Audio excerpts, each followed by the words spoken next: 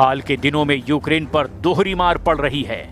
एक तरफ रूसी सैनिक हर दिन सैकड़ों यूक्रेनी सैनिकों को मार रहे हैं, तो वहीं दूसरी तरफ यूक्रेन को मिले नेटो और यूरोप के हथियार भी तबाह होने लगे हैं। रूस यूक्रेन युद्ध में राष्ट्रपति जेलेंस्की के लिए गेम चेंजर माने जा रहे जर्मनी के खतरनाक लेपर्ड टैंक के रूसी सेना ने टुकड़े टुकड़े कर दिए हैं।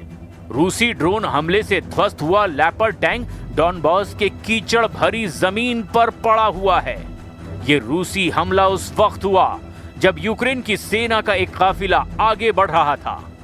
राष्ट्रपति जेलेंस्की की game changer machine German leopard 2A6 tank अपनी चमकदार तोपों के साथ रूस पर हमला कर रही थी, लेकिन रूस ने अपने ड्रोन हमले से लेपर्ड टैंक के चीथड़े उड़ा दिए। यूक्रेन को जर्मनी से मिले लेपर्ड टैंक रूसी निशाने पर पूरी तरह से आ चुके हैं। हम आपको लेपर्ड टैंक में बैठे यूक्रेनी कमांडर और उसके टैंक की तबाही की वो रिपोर्ट बता रहे हैं जो साबित करती है कि रूसी सेना के सामने जर्मनी के टैंक फुस साबित हो रहे हैं। यूक्रेन की राजधानी कीव के रहने वाले 28 साल के कैप्टन अलेक्जेंडर लेपर्ड टैंक के कैबिन में बैठा था। वो अपने रेडियो पर साथियों से बोला कि मैंने अपने लेपर्ड टैंक से रूसियों को पीछे धकेल दिया है। भारी कवच, 120 mm तोप और 70 किलोमीटर प्रति घंटा की रफ्तार से टैंक रूसी सेना पर हमला कर रहा था। जेलेंस्की इसे गेम चेंजर टैंक कह रहे थे, लेकिन तभी अचानक आसमान से रूसी ड्रोन लॉनेट ने टैंक की तरफ गहरा गोता लगाया और भयानक आवाज के साथ लेपर्ड टैंक के हैच पर सीधा हमला किया। रूसी ऑपरेटर सर्गेई इस ड्रोन को डोनेट्स्क के एक गुप्त बंकर से कंट्रोल कर रहे थे। सर्गेई ने ट्रिगर दबाया, निशाना लॉक किया और फिर कुछ फुसफुसाया और फिर इसके बाद पहला विस्फोट लेपर्ड के ट्रेड्स पर हुआ। इससे धातु के टुकड़े उड़ गए, टैंक कांपा, लेकिन अलेक्जेंडर ने आवाज दी, आगे बढ़ो।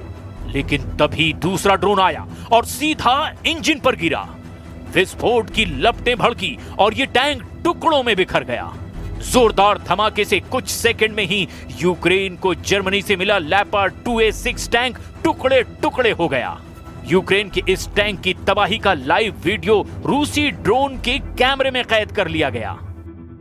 Und zum anderen haben wir und bauen auf Kräfte, Streitkräfte, Truppe, Land, Luft, See, Cyberinformationsraum, Weltraum. Also alles Fähigkeiten, die wir bereits heute haben und die werden weiter verstärkt. Die werden weiter ausgerüstet, ausgestattet, aufgebaut und mit den Plänen dann in Deckung gebracht, sodass wir, sollte es zu dem Fall kommen, auch tatsächlich unser Land erfolgreich verteidigen können.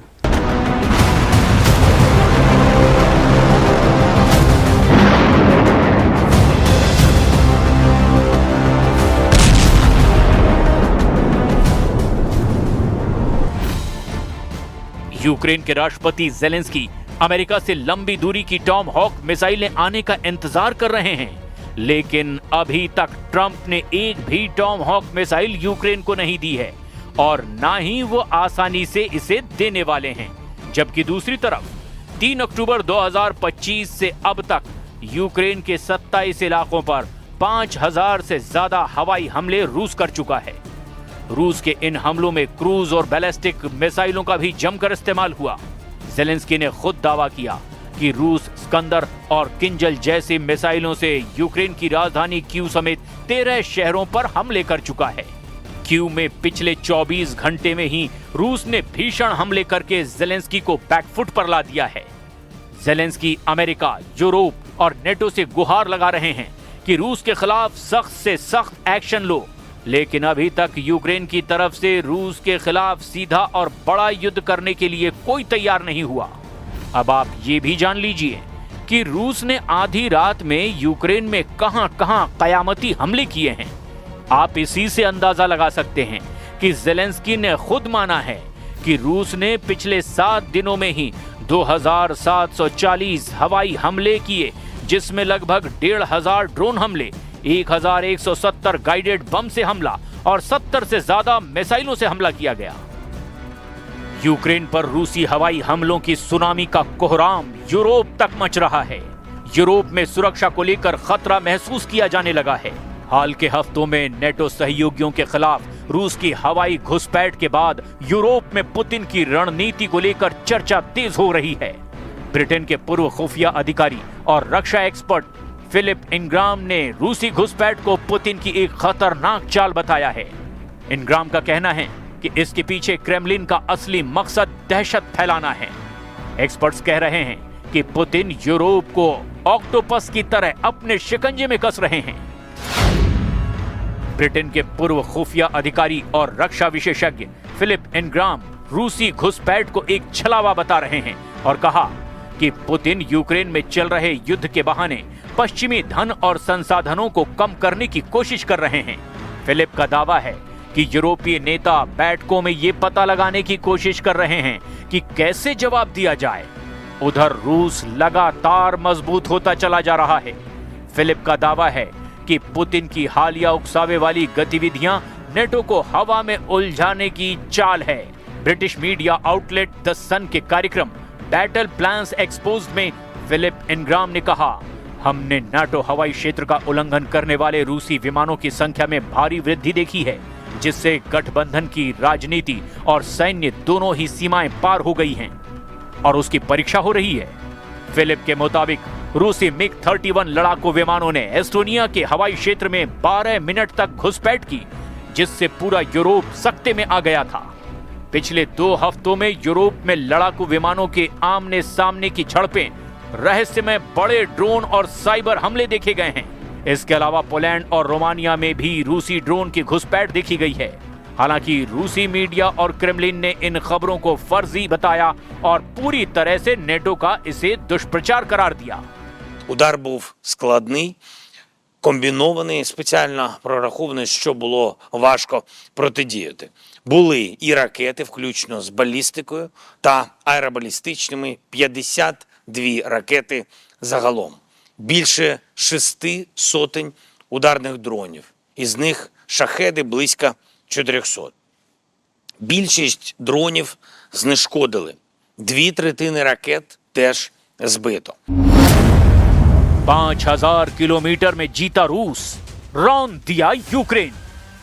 अगर हम पिछले 7 दिनों की reports की बात करें तो रूस अब तक यूक्रेन के 27 इलाकों पर जबरदस्त हवाई हमले कर चुका है।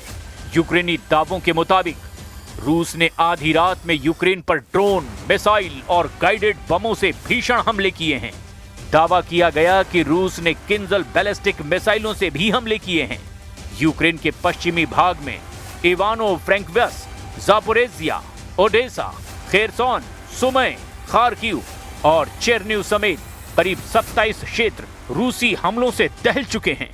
राष्ट्रपति व्लादिमीर जेलेंस्की के मुताबिक मॉस्को ने यूक्रेन के सिर्फ 9 क्षेत्रों पर ही 50 से ज्यादा बैलिस्टिक मिसाइलें और लगभग 500 ड्रोन दागे थे।